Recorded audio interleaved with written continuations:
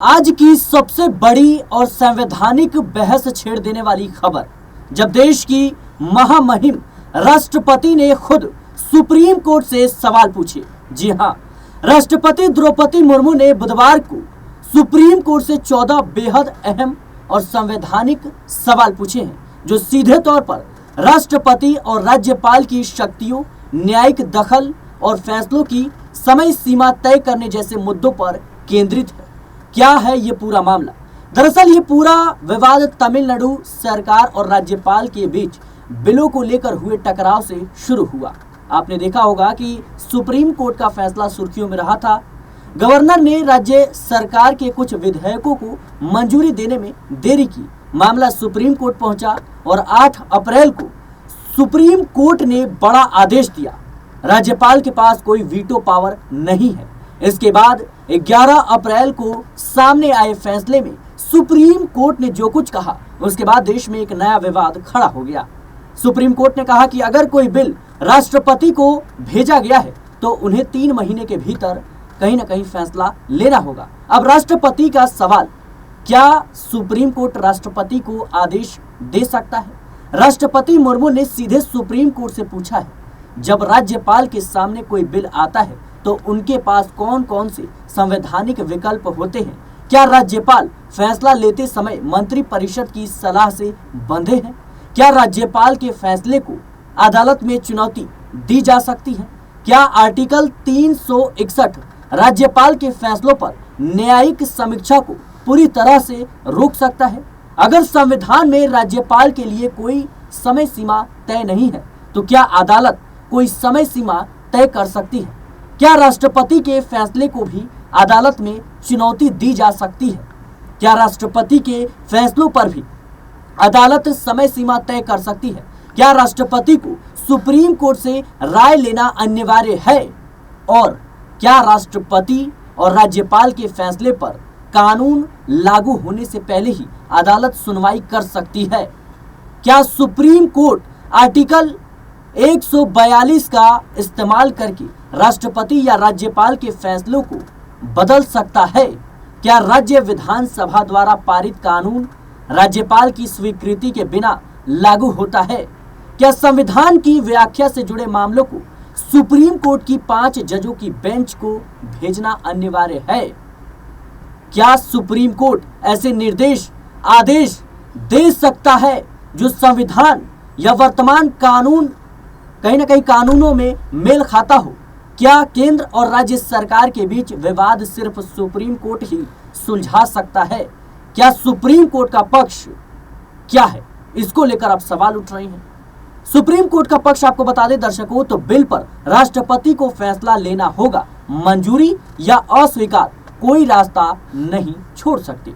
राष्ट्रपति के निर्णय की न्यायिक समीक्षा संभव है। समय सीमा का पालन जरूरी है। 3 महीने में फैसला होना चाहिए। बिल बार बार वापस नहीं भेजे जा सकते। इस पूरे विवाद में उपराष्ट्रपति जगदीप धनखड़ भी खुलकर सामने आए। धनखड़ ने कहा कि अदालतें राष्ट्रपति को आदेश नहीं दे सकती। आर्टिकल 142 का इस्तेमाल लोकतंत्र के लिए न्यूक्लियर मिसाइल जैसा बन गया है। उन्होंने कोर्ट पर सुपर पार्लियामेंट की तरह बर्ताव करने का गंभीर आरोप लगाया। राज्यसभा सांसद कपिल सिब्बल ने बड़ा बयान दिया और इस पूरे मुद्दे को लेकर उनका बयान काफी ज्यादा सुर्खियों में रहा था। जब कार्यपालिका काम नहीं करेगी तो न्यायपालिका को हस्तक्षेप करना ही पड़ेगा। ये बयान कहीं ना कहीं कपिल सिब्बल ने दिया। आगे उन्होंने कहा, कपिल सिब्बल ने आगे कहा कि भारत में राष्ट्रपति नामात्र का मुखिया है। राष्ट्रपति राज्यपाल को सरकारों की सलाह पर काम करना होता है। मैं उपराष्ट्रपति की बात सुनकर हैरान हूँ, दुखी हूँ। उन्हें किसी पार्टी की तरफदारी करने वाली बात नहीं करनी चाहिए। सिब्बल ने 24 जून 1975 को सुप्रीम कोर्ट के एक फैसले का जिक्र करते हुए कहा कि लोगों को याद होगा जब इंदिरा गांधी के चुनाव को लेकर फैसला आया था, तब केवल एक जज जस्टिस कृष्ण अय्यर ने फैसला सुनाया था। उस वक्त इंदिरा गांधी को सांसदी गंवानी पड़ी थी, तब धनखड़ जी को यह मंजूर था। लेकिन अब सरकार के खिलाफ 2 जजों की बेंच के फैसलों पर सवाल उठाए जा रहे हैं। दरअसल दर्शकों, तमिलनाडु सरकार शिकायतों के साथ सुप्रीम कोर्ट पहुंची और सरकार का शिकायत था कि कहीं ना कहीं जो राज्यपाल हैं वो सरकार के काम में हस्तक्षेप कर रहे हैं और जो तमाम योजनाएं हैं, फैसले हैं, उन पर रोक लगा रही हैं और कहीं ना कहीं बिना किसी वजह के समय को बढ़ाते हुए नजर आ रही हैं, हस्ताक्षर नहीं कर रही हैं और बिल को अटका रहे हैं, विधेयकों को अटका रहे हैं। और ऐसे में सुप्रीम कोर्ट सख्त नजर आया। उन्होंने साफ तौर पर अदालत ने यह फैसला सुनाया कि राज्यपाल हो या राष्ट्रपति,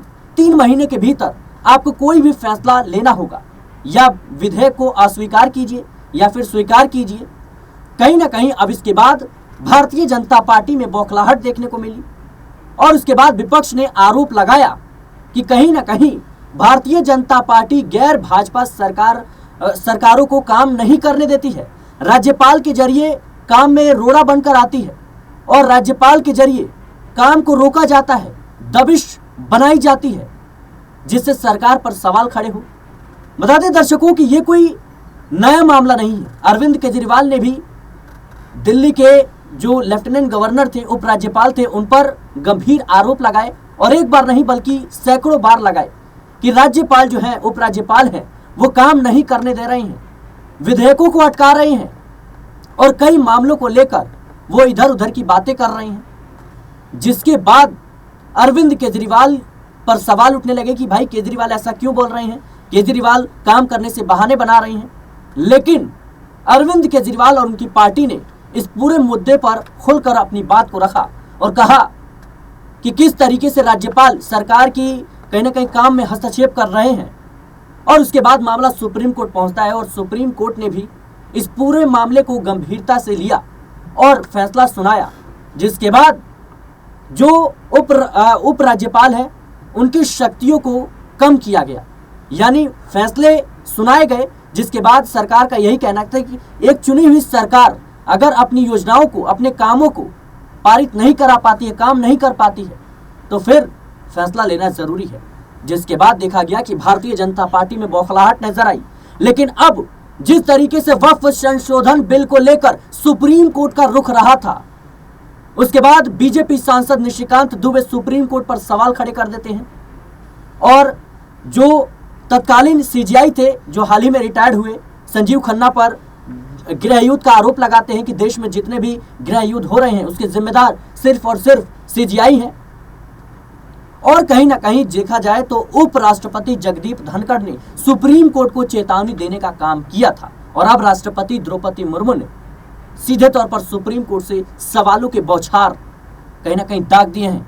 देखना होगा कि सुप्रीम कोर्ट इन तमाम सवालों के जवाब कैसे देगा और आने वाले समय में क्या कुछ होता हुआ नजर आएगा, क्योंकि यह मामला पूरी तरीके से गंभीर हो चला है। जहां एक तरफ सुप्रीम कोर्ट इस बात को कहता है कि राज्यपाल हो या राष्ट्रपति, आप या तो विधेयक को अस्वीकार कीजिए या फिर उसे स्वीकार कीजिए, आप लटका के नहीं रह सकते, आप उसको रोक नहीं सकती, उस पर जल्द से जल्द आपको फैसला लेना पड़ेगा। और कहीं ना कहीं यही बात भारतीय जनता पार्टी को समझ नहीं आई और जिसके बाद विरोध होने लगा, सुप्रीम कोर्ट पर सवाल उठाए जाने लगे, सुप्रीम कोर्ट को कटघरे में खड़ा किया जाने लगा। फिलहाल राष्ट्रपति द्रौपदी मुर्मू ने जो सवाल पूछे हैं, इस सवाल को लेकर आपकी क्या राय है, हमें कमेंट बॉक्स में जरूर बताएं। देश और दुनिया की तमाम खबरों के लिए बने रहें नेक्स्ट 9 न्यूज के साथ।